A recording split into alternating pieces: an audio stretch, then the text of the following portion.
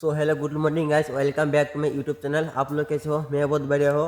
और मेरा नाम है अबुल बशार। मेरा यूट्यूब चैनल का नाम है अबुल ब्लॉग 01 और मैं 13 डे चैलेंज लेकर आया है।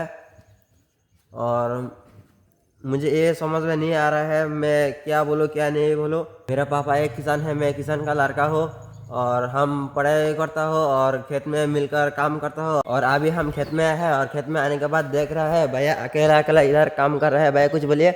उठा दे तू भी। हाँ भाई, क्यों नहीं, हम और तुम तो मिलकर खेत में काम करोगा ना। लेट हो रहा है, जल्दी उठा दे तू भी। मेरा भैया बोल रहा है कि लेट लेट हो रहा है। मार्केट जाने के लिए जल्दी जल्दी उठाना चाहिए ना। ठीक है भाई। लेट हो गया, टाइम ज़्यादा हो गया ना। अभी अकेला उठा रहा है तो लेट होगा ही। और, जल्दी तू भी उठा दे। और मेरे वीडियो के बारे में कुछ बताइए, मेरे यूट्यूब चैनल के बारे में। भाई छोटा भाई मेरा बहुत मेहनत करता है वीडियो में। भी चैनल खोला है अभी नया, उसको भी बहुत लाइक कर दे, थोड़ा हेल्प करो, उसको साथ दो। ठीक है भाई, तुम लोग मुझे सपोर्ट करो भाई।